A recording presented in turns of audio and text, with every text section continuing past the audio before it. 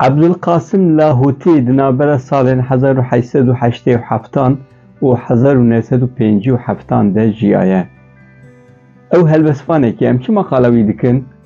Ji ber ku ji ber navê wî Serokê Enstitûya Kurdî ya Stenbolê bi navê xwe yê resmî Hevserokê Komeleya Lêkolînên Kurdî Eyûb Subaşî ceza xwariye.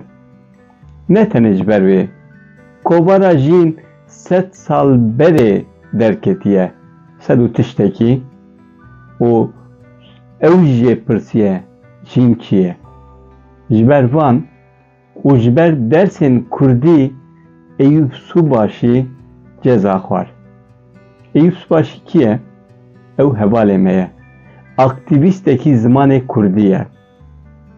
Demek Hevserokê Komeleya Lêkolînên Kurdî bû. Eyûb Subaşî par li gel hin endamên saziyên sivîl hat bin çavkirin û kurtedemekê girtîma.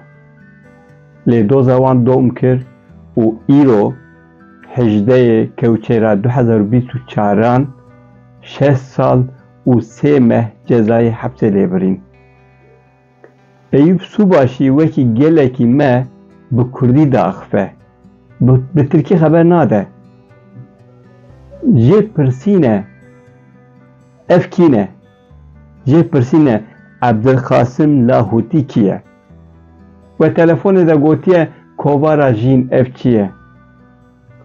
Wî qala atölyeyên zimanê Kurdî kiriye di telefonê de û ev yek jî jê pirsiye. Ji ber van yekan ceza lê biriye bi endamtiya rêxistinê. İddia ev e.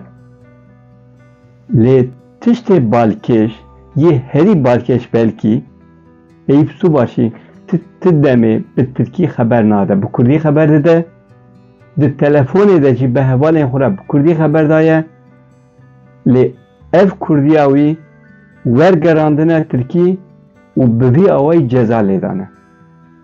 Di dadgehê de parêzerên wî xwestine ku werger bêdîtin, ew tiştê ku hatine wergerandin şaşin, lê dadgehê ev yek jî qebûl nekiriye.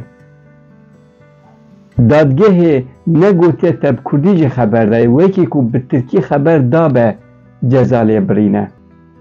Lê ew bi Tirkî xeber nade. û tiştê ku xeber dane zî şaş wergerandine û bi vî awayî 6 sal û 3 meh cezayê hepsê lêbirîne. Mirov dikare çi bibêje? Rewşek giran e. Îro ceza lêbirîn, piştî dadgehê me bi Eyûb re xeber da, hevalê min e, dibêje em ê dozê bibin îstîsnaf bê. Lê encam çi be? Em kes jî nezanin.